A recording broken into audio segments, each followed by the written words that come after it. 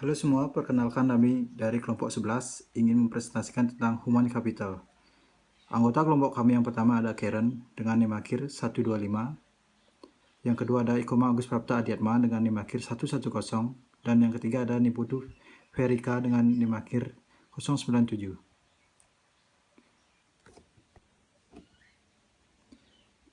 Materi yang pertama mengenai pengertian dan teori, yang kedua general dan spesifik Human Capital, yang ketiga ada permintaan tenaga kerja terhadap pendidikan, yang keempat ada keputusan bermigrasi, keputusan perbaikan gizi dan kesehatan untuk penduduk, pendekatan IRR.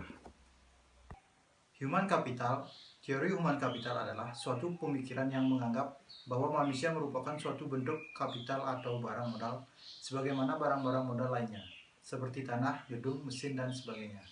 Human Capital diartikan sebagai manusia itu sendiri yang secara personal dipinjamkan kepada perusahaan dengan kapabilitas individunya, komitmen, pengetahuan, dan pengalaman pribadi. Walaupun tidak semata dilihat dari individual, tapi juga sebagai tim kerja yang memiliki hubungan pribadi baik di dalam maupun di luar perusahaan. Human Capital merupakan nilai tambah bagi perusahaan dalam perusahaan setiap hari, melalui motivasi, komitmen, kompetisi, serta efektivitas kerja tim. Nilai tambah yang dapat dikontribusikan oleh pekerja berupa pengembangan kompetisi yang dimiliki oleh perusahaan, pemindahan pengetahuan dari bekerja ke perusahaan, yang ketiga ada perubahan budaya. Human investment, investasi di bidang usaha dilakukan berdasarkan prinsip mengorbankan konsumsi pada saat intervensi dilakukan untuk memperoleh tingkat konsumsi yang lebih tinggi beberapa waktu kemudian. Sama halnya dengan investasi yang dilakukan terhadap sumber daya manusia, di mana yang dikorbankan adalah sejumlah dana dan kesempatan memperoleh penghasilan pada saat investasi dilakukan. Manusia sejatinya adalah orang-orang yang memiliki kualitas tinggi secara fisik, intelektual, dan nurani. Kesejatian diri sebagai manusia itu bernilai sosial, ekonomi, politik, dan kebudayaan pada umumnya. Setidaknya ada dua ranah bagi manusia untuk menjadi berkualitas. Yang pertama, kualitas pribadi yang didapatkan karena faktor-faktor yang bersumber dari bakat bawaan, dan kedua, kualitas pribadi yang didapat melalui proses pembelajaran. Bentuk-bentuk human investment dan kapital. Modal manusia merupakan komponen yang sangat penting dalam suatu organisasi. Dengan seluruh kemampuan manusia akan mampu menghasilkan kinerja luar biasa. Terdapat 6 komponen modal manusia, yaitu yang pertama ada intelektual, moral, emosional, sosial, kesehatan, dan ketabahan. Menurut Smith, pada tahun 1990, pekerja melakukan 3 jenis investasi, antara lain pendidikan dan pelatihan, migrasi dan pencarian pekerja baru, perbaikan gizi, dan kesehatan.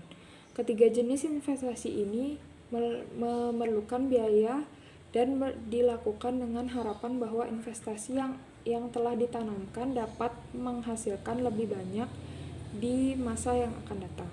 Pendidikan dan pelatihan akan menghasilkan pengetahuan dan keterampilan dapat meningkatkan produktivitas kerja.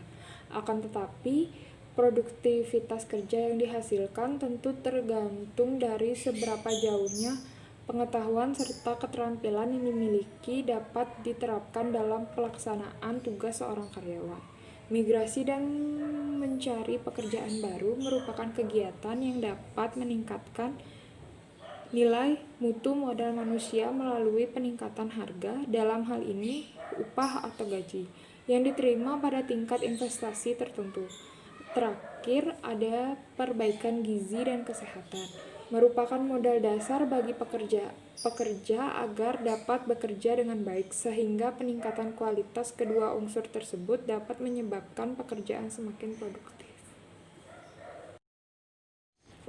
Damin pada tahun 2003 mengatakan kemampuan manusia ke dalam 7 kategori kooperatif yang disebut multi kecerdasan, yaitu yang pertama ada kecerdasan variabel linguistik, kecerdasan spesial atau keuangan, kecerdasan interpersonal, kecerdasan matematis logis, kecerdasan musikal. Baik, di sini saya akan menjelaskan tentang general human capital dan specific human capital.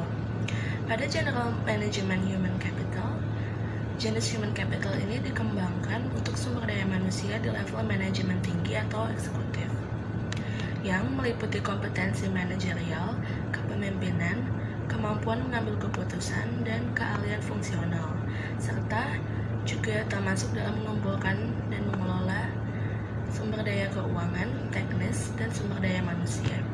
Jenis keterampilan ini sangat portable. Seorang eksekutif harus mengembangkan human capital management umum ini, seperti berinteraksi dengan investor, pasar modal, dan dengan board ketika mereka menjadi CEO, atau ketika mereka mendapat pekerjaan baru dengan tanggung jawab yang lebih luas. Lalu pada specific human capital, setiap perusahaan pasti memiliki struktur dan budaya kerja yang berbeda, termasuk juga peraturan dan kebijakan yang ada. Setiap karyawan dituntut untuk mampu beradaptasi dengan segala sesuatu yang menjadi ketentuan internal dari perusahaan tersebut. Inilah yang disebut dengan company specific human capital.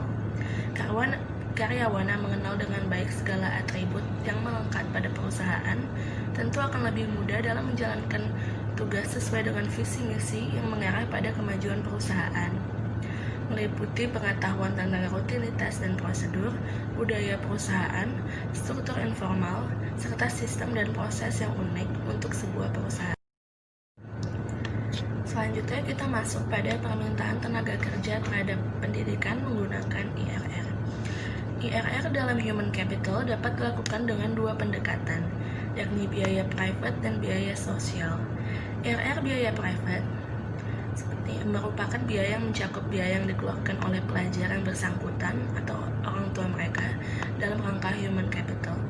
Dapat digunakan sebagai dasar pengambilan keputusan untuk melanjutkan sekolah atau tidak, lalu menerangkan situasi tenaga kerja dan merumuskan kebijakan.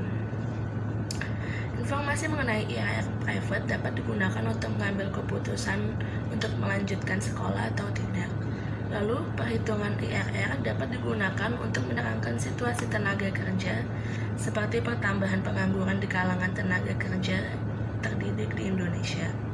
Lalu, perhitungan IRR juga dapat digunakan untuk memperkirakan penambahan penyediaan tenaga kerja dari masing-masing jenis dan tingkat pendidikan beberapa tahun ke depan. Lalu, perhitungan IRR juga dapat digunakan untuk penyusunan kebijakan pendidikan dan perencanaan tenaga kerja. Selanjutnya kita masuk pada keputusan berimigrasi menggunakan pendekatan IRR. Penerapan lain dari teori human capital merupakan bidang migrasi atau perpindahan penduduk. Asumsi dasarnya adalah jika seseorang berusaha untuk pindah dari satu tempat ke tempat yang lain untuk mendapatkan penghasilan yang lebih besar. Pendekatan IRR dapat digunakan untuk menilai apakah seseorang akan melakukan migrasi atau tidak dari tempat asalnya berdasarkan pertimbangan besar kecilnya perbandingan pendapatan antar daerah asal dengan daerah tujuan imigrasi. Lalu yang terakhir adalah keputusan perbaikan gizi dan kesehatan untuk penduduk. Perbaikan gizi dan kesehatan sangat penting untuk meningkatkan kolektivitas kerja. Maka dari itu, investasi yang dilakukan untuk perbaikan gizi dan kesehatan dapat dipandang sebagai salah satu aspek human capital. Perbaikan dan peningkatan masyarakat biasanya menjadi tanggung jawab utama pemerintah. Karena rendahnya tingkat gizi dan kesehatan disebabkan oleh rendahnya penghasilan yang tercermin dalam tingkat pengeluaran keluarga yang rendah dan tingkat upah yang rendah. Implikasi dari penerapan teori human capital di bidang perbaikan gizi dan kesehatan merupakan dibutuhkannya usaha-usaha untuk memerangi kemiskinan.